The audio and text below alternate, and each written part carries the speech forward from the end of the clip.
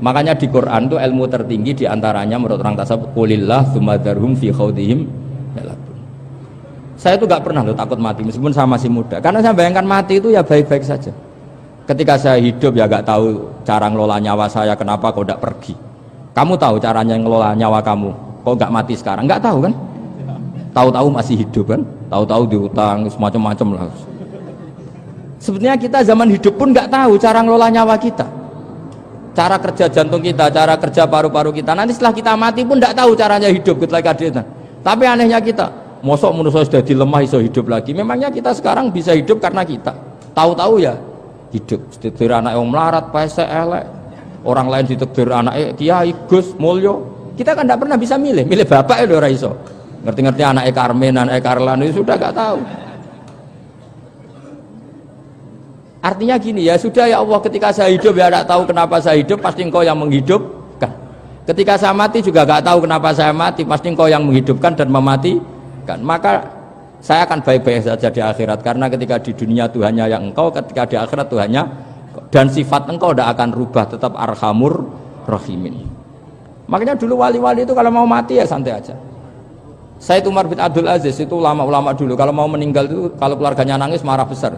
Memangnya mau kemana kamu nangisin saya? Lah kamu kan mau mati. Memangnya mau kemana kalau mati? Ya kembali ke Allah. Susahnya apa? Di dunia ya milik Allah, di akhirat milik Allah.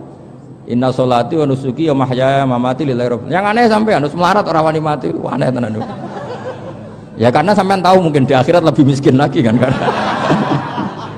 Itu repot terus. Coba kalau dari awal kita menstatuskan diri kita biadillah. Inna sholati wa nusuki wa mahyaya wa mamati. Tapi kamu salah status. Mengatakan kehidupan adalah momen untuk mencari kesejahteraan. Kehidupan adalah momen untuk cari karir. Kamu mensifati kehidupan secara salah. Jika kamu terjebak nyari karir, nyari kaya.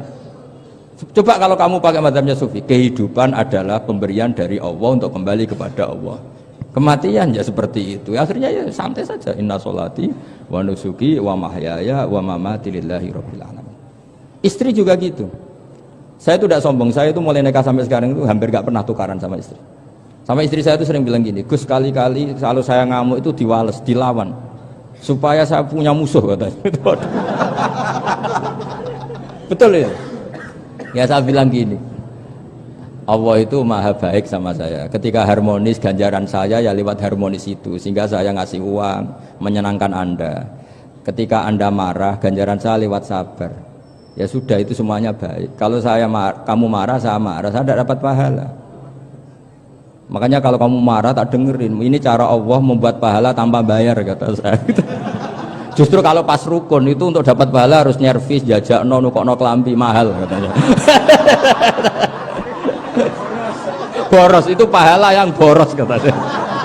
Tapi kalau kamu marah ini pahala paling murah, nggak usah biaya, dapat apa? Pahala, cukup sabar. Lu tuh kalau terlatih lama-lama dapat ya biasa saja. Ulama dulu seperti itu semua. Imam Syafi'i itu pernah ada orang baik sekali sama beliau. Orangnya itu munafik padahal. Tapi kalau setelah keluar dari Imam Syafi'i dia memaki-maki Imam Syafi'i. Suatu saat beliau dikasih tahu, orang yang tadi muji-muji jenengan tuh di luar maki-maki jenengan. Imam Syafi'i itu guyu. Guyu sebenarnya bukan alhamdulillah. Muridnya kan janggal. Ini dikasih tahu gitu. Alhamdulillah. Kenapa Imam Syafi'i dia kan di luar maki-maki jenengan? Berarti aku wong wibawa ning ngarepku rawani. Ya jadi dianggap enteng saja melihat. Berarti aku wong wibawa ning ngarepku ora wani. Ya sudah. Terus ketika ditanya, tapi itu kan bahaya bagi Anda karena memfitnah Anda gini-gini. Kata beliau, zaka Allah. Yang kritiknya bahaya itu hanya Allah Ta'ala. Yang lainnya enggak bahaya. Karena ini makhluk dhaif, enggak penting. Loh, kamu sampai tersisa dikritik orang karena kamu nganggap makhluk itu penting. Ini gobloknya sampean. Goblok segoblok-gobloknya itu. Coba kalau kamu mensatukan makhluk tetap makhluk, kritiknya enggak penting. Selesai kan? Selesai enggak? Ini problem Anda ada wali itu, kalau dikritik ya susah. Makanya ada wali itu problem menurut saya. Makanya saya nggak ingin nggak jadi wali itu kan. Karena hanya wali yang hidupnya itu la khaufun alaihim wa lahum yahzanun. Orang dulu tuh semudah itu hidup. Gampang sekali. Dulu ceritanya diantara ceritanya manakibnya Sayyid Ja'far Shadiq itu, kalau ada orang memaki-maki dia itu dikirimi hadiah. Kenapa ya? Karena kebaikan kamu telah kamu berikan kepada saya, ini hadiahnya. Sampai malu yang ngeritik itu. Kan kalau orang rasani itu kan kebaikannya dikasihkan sama yang dirasani. Lah kamu kan ngajinya seperti itu, tapi dirasani kok susah. Harusnya kan kasih aja, ditransferi saja. Alhamdulillah. Ya karena kita salah menamain tadi. Sing rasani pembenci, pembenci itu bahaya. Sehingga kamu mereaksi secara serius. Coba kalau kamu pakai hukumnya Allah dan Rasul, pembenci itu pemberi kebaikan, istri marah adalah pemberi kebaikan. Ada yang berani mulai meraktekan?